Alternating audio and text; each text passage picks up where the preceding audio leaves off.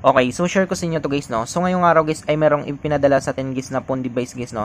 So itong phone device na dito guys ay parang Tecno Pova 5 Lite ba ito guys. Itong ganitong model ng phone na ito guys. Yan. So ipinadala sa atin ito guys para ayusin natin guys, no. So ang issue nito guys ay nalaglag daw guys sa sasakyan nila guys, no. Pero hindi naman nabasa guys yung ano niya guys, no, yung LCD niya guys. So pagkalaglag daw nito guys ay ganito guys, no, pag nakaganito yung paglalaglag guys, kaya siguro hindi nabasag guys yung LCD kasi meron naman siyang case guys, no. So ang ano dito guys, yung issue nito guys ay hindi siya nagpa-power guys, no. So try natin i-power guys.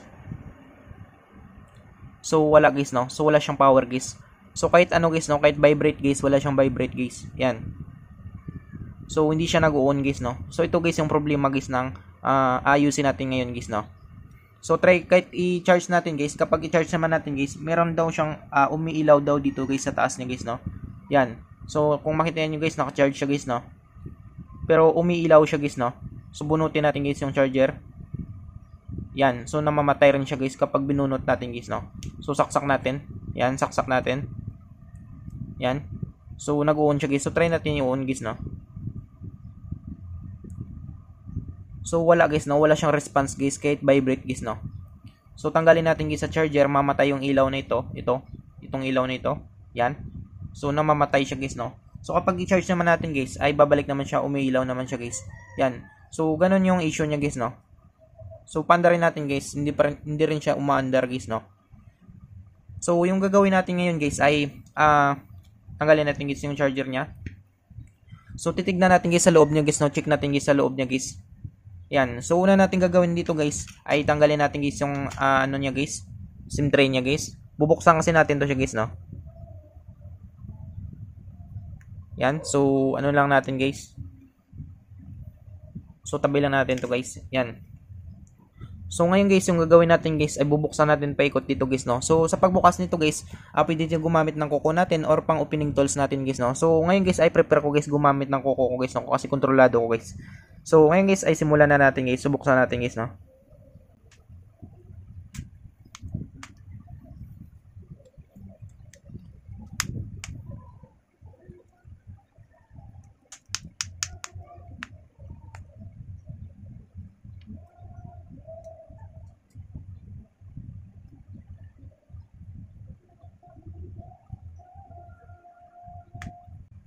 So, dandan lang natin guys, no.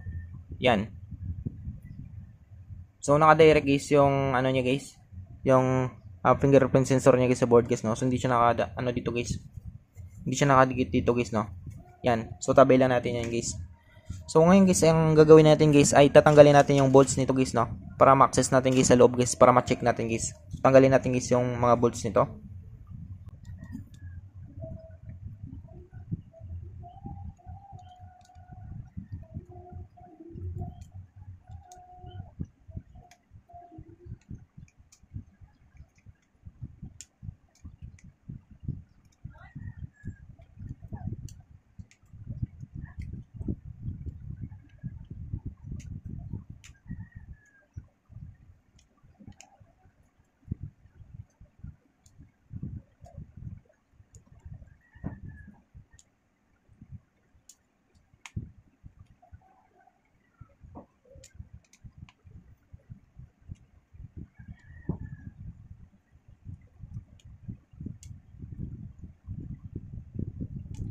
So, yan siya guys, no. So, natanggal natin guys lahat ng bolts na guys, no. So, ngayon guys ay pwede na natin siyang angatin guys, no. So, check natin guys sa loob niya.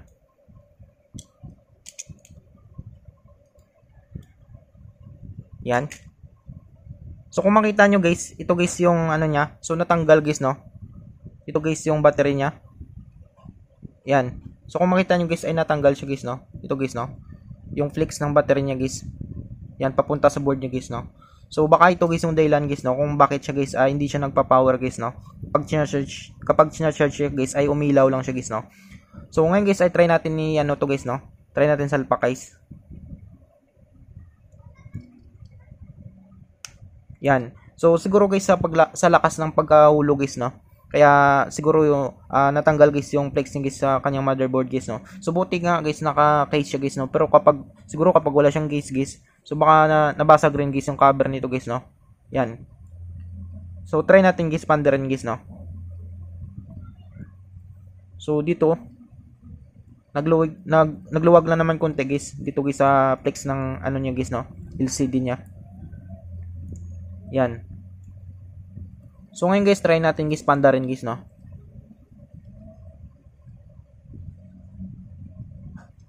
So, balik na lang muna natin guys yung ano niya. Yan. So, try natin pandarin guys, no?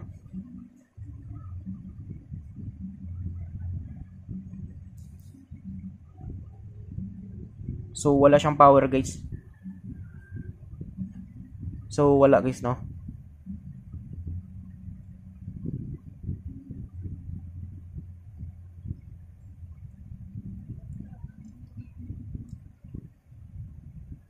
So, try natin ulit guys.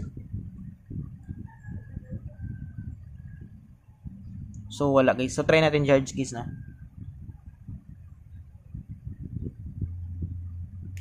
So, charge natin kapag may response guys, no? Yun. So, meron siyang response guys, no? So, lumabas guys yung kidlat niya guys, no? Yan, 64% guys. So, goods pa guys, no? So, try natin lagyan guys ng bolts guys.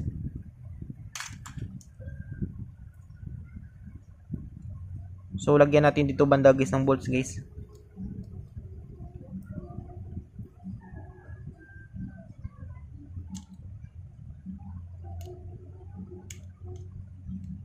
So, baka hindi siya nag-open guys, no? Kasi hindi abot sa ground guys ng Powerflex guys. At sa dito guys sa motherboard niya guys, no? Kaya, try natin to guys.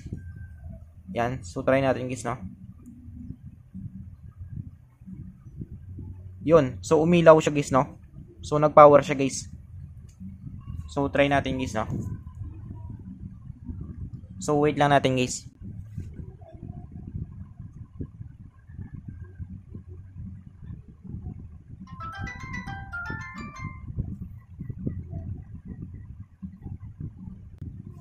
So, yan siya guys, no? So, nabuhay na siya guys.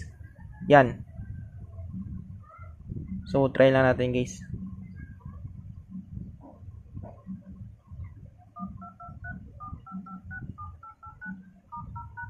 Yan. So, okay naman siya guys, no? So, nabuhay siya natin guys, no? So, yun lang nga yung guys, yung sa ano niya guys, no? Sa flex niya guys, sa battery niya. Papuntang board guys. So, natanggal guys, no? So, ngayon guys, ay okay na siya guys, no? Yan. So, okay na siya guys. So, off natin guys, no? So, power off natin. Yan. Tapos, ano natin guys, no? Ibalik natin guys. Balik natin guys yung cover niya guys, no?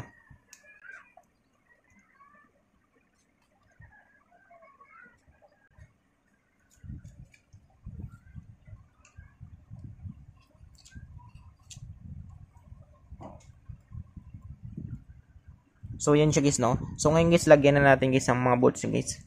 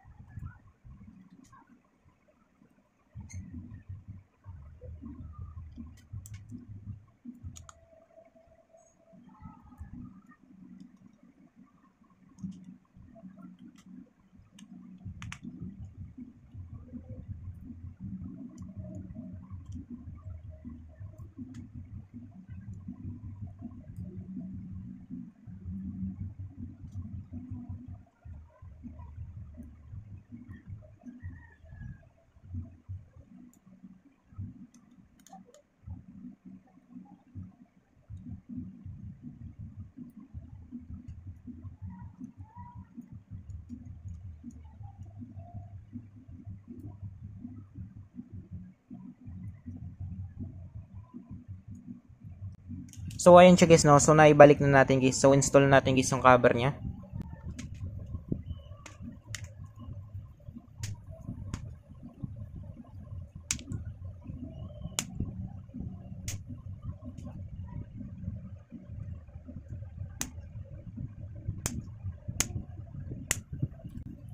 So, yan siya guys, no? So, balik na natin guys yung SEM tray niya guys, no? Yan, tapos try natin guys, no? Kapag maging okay na guys yung lahat guys. Yan, so panda rin natin guys, no?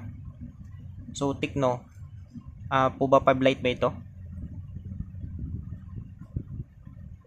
Yun. So nag-power siya guys. So madalas kasi guys kapag nalalaglag guys yung phone device natin guys, minsan nasisira guys yung ang unang tinatamaan guys yung LCD. Kung hindi naman LCD guys ay ito guys yung charging pin na ito guys, no, or yung sa kanyang charging board guys. So yan yung madalas guys, no, kapag nalalaglag guys yung phone device natin guys. So minsan guys kapag nalalaglag din yung phone device natin guys ay nasisira guys yung backlight IC niya guys, no. So kapag yun yung backlight IC guys, kapag matindi guys yung pagkahulog niya guys, no, yung matindi yung impact niya guys, so nasisira guys yung backlight IC niya guys ito guys, dito niya guys sa ilaw niya na ito guys, kaya hindi siya mag-ilaw guys, no. So kapag ganun guys ay malala yun yung kapag backlight IC guys, no. So kapag ano naman guys, minsan naman guys ay LCD lang naman yung tinatamaan guys, no. So minsan vibrate na lang, so hindi umilaw, yun pala guys ay sira yung LCD niya. So minsan naman guys ay dito guys sa charging pin niya, ito minsan na ano siya guys, no, nahiwalay siya guys dito guys sa charging board niya guys at sa charging pin niya guys, no. Yung mapa ng charging pin guys ay minsan ay nahiwalay guys, no, kaya minsan hindi nagcha-charge, so lubat akala nyo guys ay LCD lang, yun pala ay charging pin lang guys, no. So ganoon lang guys, no. So kapag hindi nyo alam guys yung ano talaga guys, yung sira nito guys or yung sira ng phone device nyo guys, so dali nyo sa pinakamalapit guys na phone repair shop guys, no, para iwas masira pa natin ng lalo guys. Yan. So ganun lang guys, no. Ganun lang guys kung paano natin guys naayos yung phone device natin na ito guys.